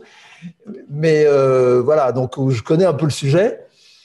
Euh, alors, si vous voulez, les alcooliques anonymes, le problème, c'est l'identification. C'est-à-dire que c'est quand même, tu es alcoolique un jour, tu es alcoolique toujours, d'accord? Donc, c'est quand même une sacrée identification. Hein. Alors, et c'est une induction forte. Alors, le problème qu'il y a, c'est que, moi, je vais donner un exemple. Hein. J'ai eu ici, moi, comme client, en thérapie intensive, quelqu'un, voilà, je vais rester assez général sur lui, qui était un responsable des alcooliques anonymes, un responsable élevé des alcooliques anonymes. Et qui est venu en me disant, voilà, bon, moi je viens, ça fait 20 ans que je suis abstinent, donc genre, voilà, j'ai mes galons d'abstinent, quoi, je veux dire, c'est bon, hein, quoi. Et, mais je viens pour une seule raison, c'est que dans ma ville, il y a une rue dans laquelle je n'ai pas mis les pieds depuis 20 ans. J'ai dit oui. Et alors, il dit c'est la rue où il y a le bar dans lequel j'allais m'alcooliser. Donc, il était malin, ce gars-là, hein, parce qu'il s'était rendu compte, il a les aspects contextuels, il avait tout de suite, instinctivement, il avait pigé le truc, quoi. Et donc, je lui ai dit, bah, pas de problème, si vous êtes d'accord, il n'y a pas de souci, vous venez et puis on travaille le sujet. Et il est venu. Et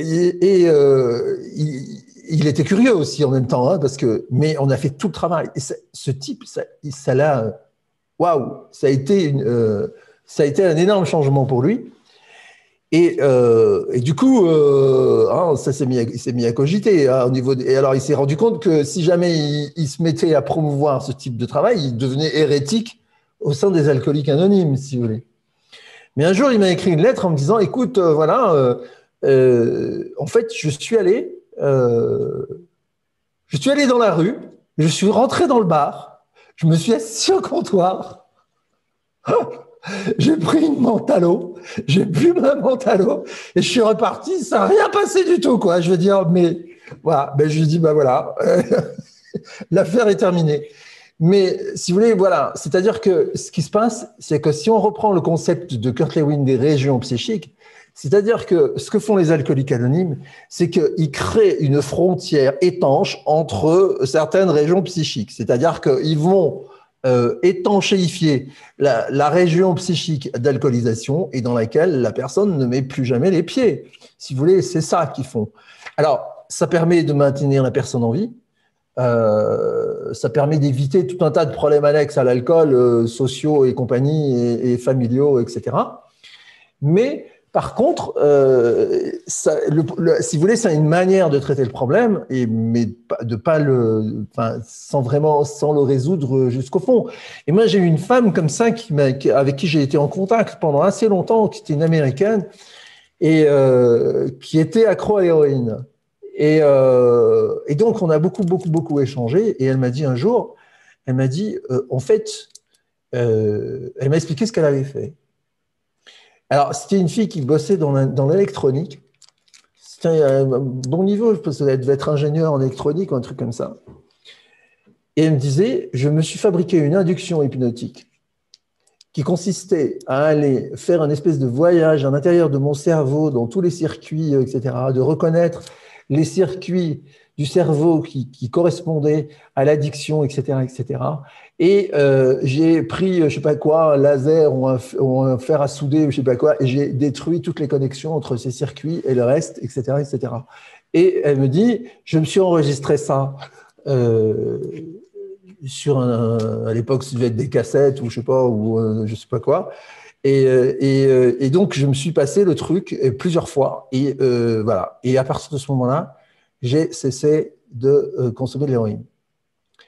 Mais voilà, donc si vous voulez, ça peut être une solution hein, de faire ça. Et elle a fait aussi, c'est aussi l'histoire elle a réussi, si vous voulez, je pense qu'elle a dû faire pas mal d'essais, hein, parce qu'elle ne m'a pas donné tous les détails, elle a dû faire pas mal d'essais, mais elle a réussi à créer une espèce de transe hypnotique ou je sais pas, un accompagnement de sophro, ou je sais pas comment on va appeler ça, et dans laquelle elle est parvenue à identifier quelle région psychique il fallait éliminer, quoi, et elle l'a éliminée. Donc, c'est un moyen. Nous, ce qu'on fait, c'est qu'on prend la région psychique en question, on la considère comme un personnage et on le fait grandir, quoi. Et on lui donne des ressources. Et quand il a les ressources, il n'a pas besoin de s'alcooliser. Hein. Une question de Jessica? Oui, moi je voulais savoir, parce que là on parle de thérapie qui s'applique à des gens qui se reconnaissent comme déjà alcooliques Ouais. ou avec une autre addiction, mais des fois on a des personnes qu'on- que je enfin, c'est toujours difficile de les identifier comme alcooliques, mais les signes sont souvent là, mais ils sont dans une phase encore de déni, la phase avant où ils refusent de Ah ouais, se ça reconnaître. arrive. Et à ce moment-là, comment on peut approcher ce genre de personnes? Est-ce qu'on essaie aussi un dialogue avec plusieurs parties ou alors il faut attendre malheureusement qu'ils plongent complètement dans cette addiction jusqu'au jour où ils demandent de l'aide? Alors, c'est... il n'y a pas de réponse standard, hein, ça. Hein. C'est-à-dire que ça peut être... Alors, il y a plusieurs moyens. Hein. C'est-à-dire, une solution, c'est de faire comme ce que tu viens de dire, c'est-à-dire de leur dire, mais de leur suggérer, de faire une sorte de suggestion implicite, comme quoi il y a plusieurs personnages, etc., et que ces personnages-là, ils ont des besoins différents, et il y en a un qui a besoin de s'alcooliser, etc., et que, enfin, vous voyez, de faire une espèce Jeu de d'induction rôle. comme ça, de manière à mettre en scène. Parce qu'en fait, si vous voulez, quand on fait sortir ces personnages et qu'on les met au devant, qu'on les place dans l'espace, moi je vois ça comme de la mise en scène de théâtre. Hein. C'est du théâtre classique grec, quoi. Hein. Je veux dire, c'est rien d'autre. Et donc, on peut faire ça. Ça demande une certaine habitude quand même. Hein. Je veux dire, ça demande déjà de connaître le processus parce que si vous voulez, vous allez ou vous improvisez. De toute façon, vous verrez bien, ça vous amènera bien quelque part hein, et vous allez apprendre des choses. Mais ce que je veux dire par là, c'est que c'est plus facile si on connaît les tenants, les aboutissants de tout ça et qu'on a vécu le processus plusieurs fois et qu'on l'a fait déjà plusieurs fois. C'est plus facile avec des gens qui sont volontaires. Alors, après, ceux qui sont à demi volontaires, et moi j'en ai eu un, la dernière personne que j'ai eue en clientèle comme ça, on a travaillé, je ne sais plus combien de séances, je ne sais pas, on a fait ça sous forme de séance, on devait être à la 6e ou 7e séance de 1h30 à peu près. Et on n'était pas loin, quoi. C'est-à-dire, on avait deux personnages, le sobre et l'alcoolique, qui étaient bien similaires et qu'on pouvait commencer, on pouvait commencer à aller plus loin. Et là, bam, il m'a posé un lapin sur la dernière séance, quoi. C'est-à-dire, plus vu, quoi. Disparu. Zioup. Et oui, parce que si vous voulez, il y a des grosses intentions positives quand même à rester dans l'addiction quand même, quelque part. Parce que si vous voulez, il y a ce côté aussi, lui en tout cas, c'était une alcoolisation très exaltante, quoi. Ouais, c'était un peu, on aurait pu dire, il n'était pas artiste, il n'était pas créateur en soi, mais ça aurait pu être un peintre, vous voyez, qui était inspiré que dans ces épisodes alcoolisés, ou un écrivain, ou un artiste quelconque. Et là, si vous voulez, au dernier moment, ouais, on se dit, oula, mais non, non, non, non, non, il y a quelque chose auquel je tiens, je sais que je l'ai avec l'alcool, je vais pas lâcher l'alcool, je vais pas lâcher la proie pour l'ombre, quoi. C'est ça. Et ça, c'est quelque chose que vous allez rencontrer aussi. C'est que tout se met en place, tout a l'air de bien fonctionner, et au dernier moment, ils veulent pas aller plus loin. Parce que il y a un moment donné, il y a une peur de lâcher la proie pour l'ombre, c'est-à-dire aussi il y a une peur de normalisation aussi. Il y a ce genre de choses. Et ça, Ça, et moi, j'ai questionné, à l'époque, j'avais questionné Bandler sur le sujet, quoi. Je lui avais dit, bon, bah, écoute, voilà, des fois. Et lui, il m'avait dit, je ne vais pas vous répéter l'expression en anglais, mais il m'avait dit, il faut les terroriser, quoi. Il me dit, s'ils ne sont pas terrorisés, ils vont pas. Et avec les gens qui ont des addictions, il dit, il faut les terroriser. C'est que et le process de terrorisation, j'aime bien vous dire que c'était pas de la tarte. Hein.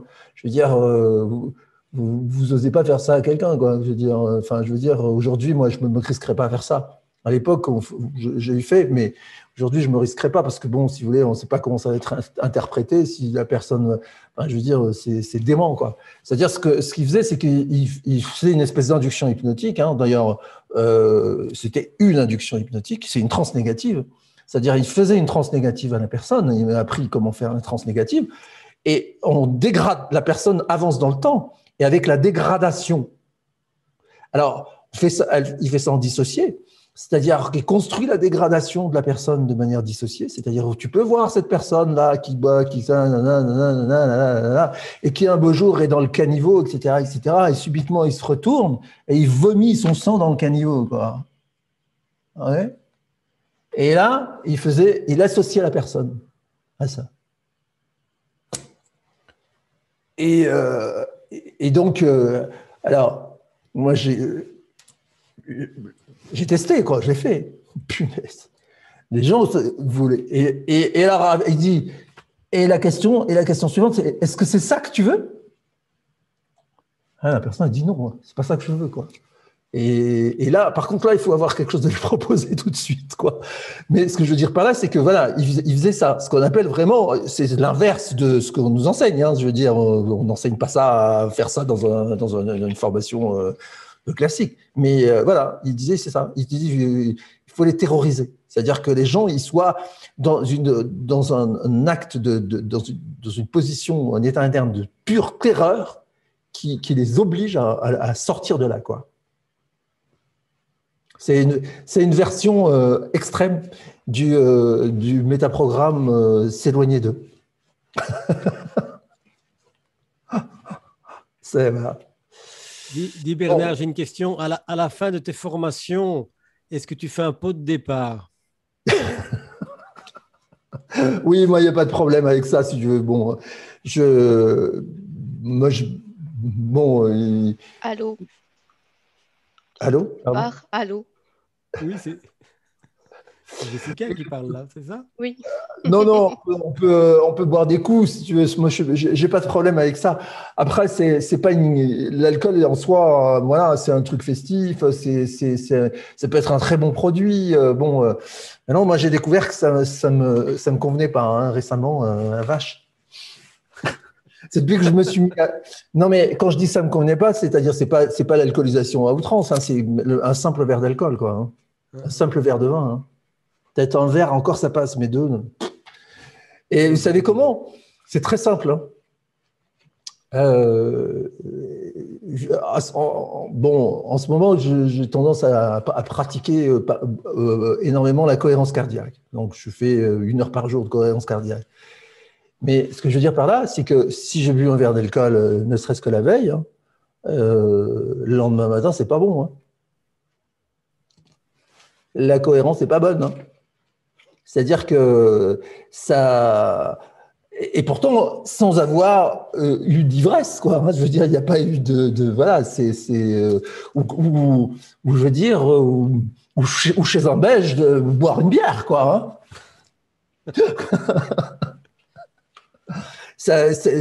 Boire une bière, bon, voilà, c'est pas, je veux dire, on n'est pas alcoolique parce qu'on boit une bière, et on n'est pas alcoolique parce qu'on boit un verre de vin.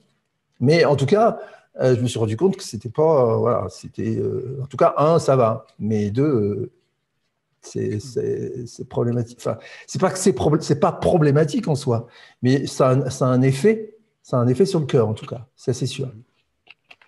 Est-ce qu'il y a encore une question? Oui. Chantal, vas-y. Oui, par rapport en général, lorsqu'on est d'une personne comme ça, on va essayer peut-être de remplacer l'addiction l'addiction, quelle qu'elle soit, par autre chose, quelque chose qui ne pose pas de problème. Est-ce que, alors on peut avoir un comportement, je veux dire, addictif, par exemple pour un jeune avec les jeux vidéo, voilà, proposer d'autres alternatives. Oui, Ici, mais avec les associations et cette forme de thérapie, est-ce que ça arrive à un certain moment qu'on propose autre chose? pas vraiment, non. C'est-à-dire, euh, alors, moi j'ai connu quelqu'un qui était alcoolique, hein, vous savez, il y a des fois les choses, ça laisse des traces. C'est quelqu'un qui a fait toute la thérapie alcool avec nous à l'époque. Il l'a fait en profondeur. Il a arrêté de boire. Il a refait sa vie.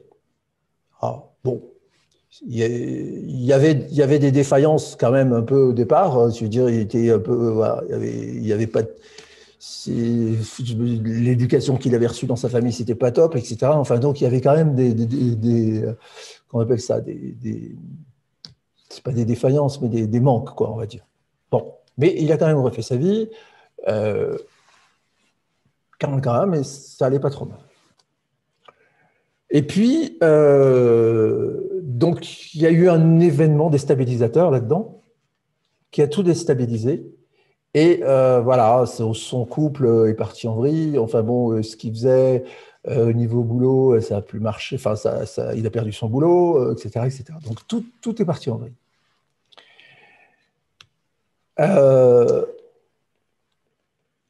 Et j'ai revu cette personne quelques années après. Et je le vois, et il me reçoit chez lui. Donc, à nouveau, il s'était restabilisé. Il a été repassé un séjour en psychiatrie, etc., etc. C'était assez lourd, lourd, très lourd. Enfin, l'histoire familiale aussi lourde, hein, sur plusieurs générations, donc compliqué, quoi. Et il buvait un verre d'eau toutes les 2 minutes. Et cette personne, elle me disait, je suis potomane. Donc, potomane, c'est la compulsion à l'eau. Et c'est extrêmement dangereux, quoi. C'est mortel. Ça tue plus vite que l'alcool, de boire de l'eau. Parce que l'eau nettoie les sels minéraux et la personne va faire un arrêt du cœur parce qu'il va manquer, je ne sais pas quoi, potassium ou calcium, je ne sais pas. Mais en tout cas, voilà. Et c'est extrêmement dangereux. Extrêmement dangereux. Et ce qui était pathétique là-dedans, c'est qu'il ne buvait plus d'alcool, d'accord, mais il buvait de l'eau. Alors, après dire, victoire. Non. C'était presque pire. C'est-à-dire que le schéma compulsif s'était remis sur autre chose, si vous voulez. Et bon, je pense qu'il avait un passé quand même, il avait un passé d'alcoolisation, mais il avait aussi un passé psychiatrique, il avait tout un tas de trucs. Je pense qu'il y avait des atteintes neurologiques ou je sais pas quoi, ou cognitives, qui étaient telles que c'était pas possible, si vous voulez, de régler le problème. Parce que ce qu'il faut bien comprendre, et ça, c'est ce que montre, c'est Paul Federer, hein, c'est-à-dire quand il parle de l'usure du moi, c'est-à-dire qu'à un moment donné, si vous voulez, c'est comme si le véhicule, quoi, ou le contenant, je ne sais pas comment on va dire, il a tellement été ballotté, cogné à droite à gauche, qu'il n'est plus capable de maintenir l'intégrité psychique. Et donc, il y a des cas comme ça où c'est ça. Donc, si vous voulez remplacer, oui, c'est-à-dire qu'on peut baisser la morbidité en remplaçant. C'est-à-dire que c'est sûr que dans un premier temps, si on boit de l'eau, c'est moins grave que de boire de l'alcool, mais vous voyez, si c'est compulsif, quoi. Il y a quand même un problème. Et remplacer une compulsion par une autre. Vous voyez, les gens qui ont des TOC, c'est quoi? Les gens qui ont des TOC, c'est des compulsions, si vous voulez. C'est des comportements compulsifs. Et donc, c'est du même ordre, quelque part. Mais vous avez un autre schéma aussi qui nous a amené là-dessus. J'ai laissé tomber hein, cet aspect-là maintenant. Mais on a beaucoup travaillé dessus avec mon ex-femme. C'est que, par exemple, si on prend les psychoses, hein, la schizophrénie, par exemple, enfin, essentiellement la schizophrénie, mais d'autres psychoses. Si on prend la psychose La psychose, c'est une addiction aussi. C'est-à-dire la folie, c'est une addiction. C'est-à-dire que les gens rentrent dans un schéma de pensée qui est complètement hors norme sociale, d'accord? Mais ça devient une addiction. C'est-à-dire que ça leur permet de faire chier tout le monde et ils ont le droit. Ça leur permet tout un tas de trucs, etc., etc. Dans le contexte familial, si vous voulez, c'est aussi une maladie du contexte familial. Hein, c'est-à-dire que c'est le contexte familial qui produit ça aussi, d'une certaine façon. Il y a un aspect génétique aussi, mais il y a quand même un gros aspect contextuel. Mais si vous voulez, donc, ça leur permet comment dirais-je, d'exprimer ce qu'ils ont envie, voilà, sans se poser de questions. Et donc, on a eu pris certaines personnes sous l'angle dissociatif, comme ça, de la thérapie des états dissociés, certaines personnes qui avaient des troubles psychotiques. Et dans certains cas, il y a eu d'excellents résultats. Mais encore faut-il qu'ils aient envie d'en sortir, ce qui n'est pas gagné. Parce que je vous dis, il y a énormément d'avantages secondaires là-dedans à rester dedans.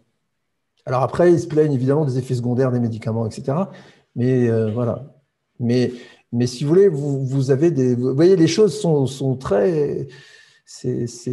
Après, on rentre dans des zones grises là-dedans, où c'est vraiment comment dirais-je, le savoir-faire, l'expérience du thérapeute qui fait qu'il va créer les conditions pour que le contexte de la thérapie va faire que la personne va se dire « Ah, mais tiens, il y a peut-être un ailleurs qui est un peu mieux que ce que j'ai. » quoi. Parce qu'autrement, c'est très, très difficile de faire bouger les gens.